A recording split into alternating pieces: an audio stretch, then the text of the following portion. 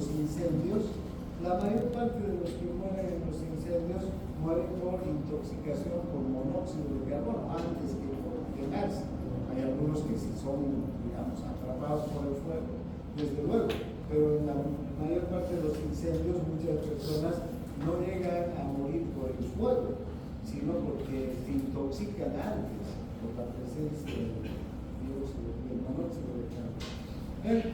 Y del nitrógeno 0,53 y del helio 0,95, estos gases tienen un coeficiente de difusión muy bajo, la mitad o menos todavía que la del oxígeno.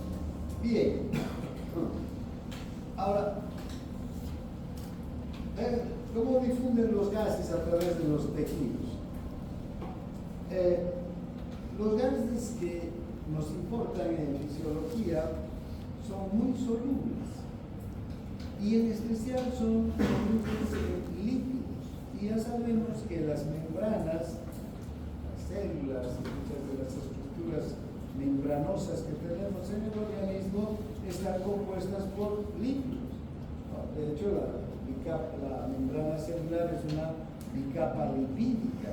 Entonces, por las membranas de las células, estos dos gases, el oxígeno y el dióxido de carbono, difunden como si no hubiera, digamos, una barrera. Entran y salen con facilidad. Hagamos de cuenta que esa puerta está cerrada y es exclusiva para el sodio. Entonces, cuando la célula necesita sodio, se va a abrir esa puerta y va a entrar el sodio. Si no necesita, va a estar cerrada. Pero con el oxígeno y el dióxido de carbono, esa puerta siempre está abierta, nunca se cierra. ¿Por qué? Porque estos gases atraviesan libremente la membrana por su liposolubilidad, ¿no? Lo único que necesitamos que es para que los gases circulen, una gradiente, una diferencia de presión parcial. Si hay más presión parcial en un lado de la membrana, va a ir hacia el lugar de menor presión parcial. Lo único que se necesita. Bien. Ahora, ¿cómo es la composición del aire alveolar? El aire alveolar ya no tiene las mismas características que el aire que está en la atmósfera. Porque acabamos de decir que por una parte el aire que ingresa al interior del organismo se va a humidificar, va a ganar en vapor de agua. Pero en el alveolo además se va a encontrar con ¿qué? Con otro gas que está en concentración alta. Es el dióxido de carbono que está saliendo del organismo. Entonces aquí va a haber una mezcla diferente. Ya no es la misma mezcla de gases que está en la atmósfera. Va a haber nitrógeno, y va a ser el gas mayoritario, va a haber oxígeno. Además, el oxígeno en el alveolo ya va a disminuir, porque una buena parte del oxígeno que llega al alveolo, ¿a dónde va a ir dirigirse? Hacia el interior del organismo. Entonces, ¿verdad? Y hay una diferencia muy importante entre el aire alveolar y el aire que tenemos a nivel del alveolo. Si ustedes observan, aquí tenemos los diferentes tipos de aire. Hay un aire atmosférico, milímetros de mercurio y el porcentaje. Hay un aire humidificado en milímetros de mercurio y porcentaje. Hay un aire alveolar en milímetros de mercurio y el porcentaje. Y hay un aire espiral, el aire que eliminamos ya hacia afuera. Si ustedes observan, van cambiando los porcentajes de distribución de los diferentes gases y también las presiones parciales de los diferentes gases. El nitrógeno, que es el gas mayoritario, en el aire atmosférico tiene una presión parcial de 597 milímetros de mercurio. ¿Ya? Tiene un porcentaje de 78.62, como les decía hace un momento. No es 79, que ya aquí vamos a considerar el porcentaje pequeño del dióxido de carbono y del vapor de agua, que también están presentes. Pero fíjense, tanto en presión parcial como el porcentaje, tanto el dióxido de carbono como el vapor de agua son insignificantes en el aire atmosférico. ¿Sí? Pero, vean, ahora, el oxígeno también tiene una presión parcial de 159, no tiene de 160, 159. ¿Y cuánto va a ser su porcentaje? 20.84. No llega a 21. Ahora ya estamos precisando mejor los porcentajes. Recuerden estos porcentajes. ¿Sí? Ahora vean cómo va cambiando. En el aire humidificado, ¿qué va a aumentar? El vapor de agua. Fíjense, va a llegar a una presión parcial de 47 milímetros de mercurio. ¿Y cuánto por ciento del aire ya va a representar el vapor de agua? 6.2. ¿Qué va a disminuir? Tanto el nitrógeno como el oxígeno van disminuyendo. Porque la mezcla de gases va a seguir teniendo la misma presión parcial de 760 milímetros de mercurio. No va a aumentar la presión parcial, solo se va a redistribuir en porcentajes y en presiones parciales también. ¿Ven? Luego, en el aire alveolar, ¿qué ocurre? Va cambiando. ¿Qué va a ocurrir en el aire alveolar? En el alveolo, ¿quién se suma? El dióxido de carbono, 40 milímetros de mercurio, un 5.3% de este aire. ¿Y qué cambios va a haber? ¿Quién va a disminuir en el aire alveolar? El oxígeno. Porque el oxígeno va a ya, muchos de este oxígeno que está yendo va a estar entrando hacia el interior.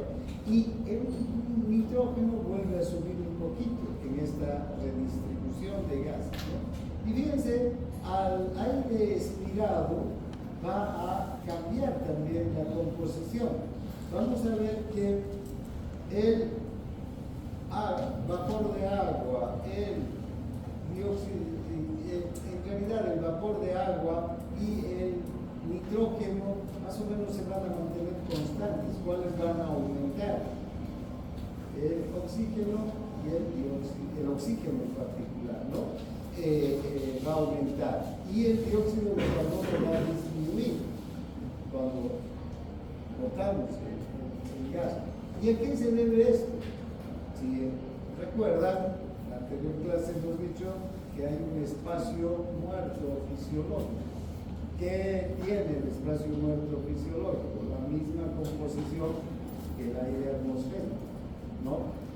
Que no hay intercambio. Entonces, este aire alveolar se mezcla con el aire del espacio muerto y tenemos una mezcla diferente de gases. Pero, si ustedes observan, todos los aires, el atmosférico, el humidificado, el alveolar y el expirado, tienen una presión parcial de 760 milímetros de mercurio. ¿Qué es lo que va a variar? La distribución porcentual y desde luego la presión parcial que cada gas ejerce en esta mesa. Bien. Ahora, el alveolo es una cámara aérea. En el alveolo entonces siempre hay aire. Nunca el alveolo está sin aire. Creo que hemos hablado de esto también en la anterior clase, ¿no? El alveolo se distiende en el momento del nacimiento. Esto se debe a las fuerzas elásticas que tiene el alveolo y a la sustancia surfactante, ¿no? que es producida por las células alveolares tipo 2. Estas sustancias surfactantes se encargan entonces de disminuir la tensión superficial del agua y favorece la insuflación del alveolo. Entonces el alveolo siempre es como un globo inflado. Cuando entra aire, el globo se expande. Cuando sale, el globo se contrae, pero nunca se colapsa, nunca queda totalmente vacío. De hecho, hemos visto que hay un volumen residual. ¿Qué es el volumen residual? El aire que siempre queda en el alveolo, incluso después de una expiración forzada. ¿Cuánto es el volumen residual? 1200 mililitros. Incluso hay una capacidad, ¿no es verdad?, residual que está conformada por el volumen residual y por el volumen de reserva inspiratoria. Estos dos volúmenes, ¿cuánto van a ser? 2.300 mililitros. Esos 2.300 mililitros siempre están en el alveolo. ¿Sí? Entonces, cada vez que inspiramos, el aire nuevo que entra se mezcla con el aire que está en el alveolo. Y cuando expiramos, sale una parte del aire que está en el alveolo, no todo. Entonces, vean, qué interesante, la capacidad residual del alveolo, 2300 ml. Si estos son las moléculas de gas, de aire, que están en el alveolo en este momento, todas las moléculas, de dióxido de carbono, de agua, de vapor de agua, de oxígeno, de nitrógeno, ¿sí? Todas estas, en este momento. Empezamos la primera inspiración. Inspiro. El aire nuevo, vean, que entra, va a mezclarse con el que está. Y cuando expiro, voy a sacar parte de las moléculas que estaban hace un momento. Luego, en la segunda inspiración, voy a meter aire nuevo que se va a mezclar y voy a expirar y va a salir parte de las moléculas, pero van a quedar muchísimas de las moléculas que estaban antes de la primera inspiración. Y así sucesivamente, vean, hasta que 18 respiraciones después, o 16 respiraciones después, recién se va a recambiar todo el aire que está en el alveolo. Esto es enormemente importante porque gracias a esta capacidad que tiene el alveolo de conservar aire y no quedarse sin aire, es que tenemos siempre oxígeno para el intercambio.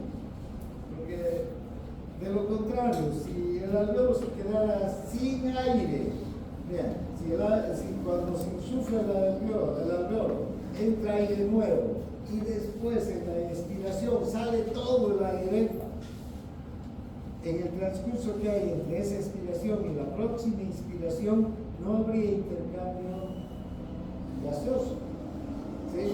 Porque el alveolo estaría colapsado. Pero como no ocurre eso, ¿verdad?, mientras respiramos, el aire solamente se va recambiando. Y ese aire luego va intercambiándose. Y entonces el intercambio de oxígeno con dióxido de carbono en el alveolo siempre es estable, siempre es el mismo. Eso garantiza que las concentraciones de oxígeno y de dióxido de carbono en la sangre no tengan picos, ¿no? No, que cuando respiramos hay harto oxígeno, hay mucho y poco dióxido de carbono y así sucesivamente, tengamos picos de dióxido de carbono y de oxígeno en cada inspiración y en cada expiración. Eso sería muy anárquico. Y de hecho, vean, si dejo de respirar, en 10 segundos ya perdería el conocimiento. En cambio, puedo dejar de respirar. ustedes, alguien se mete en la piscina, se sumerge un minuto, ¿no? Algunos más.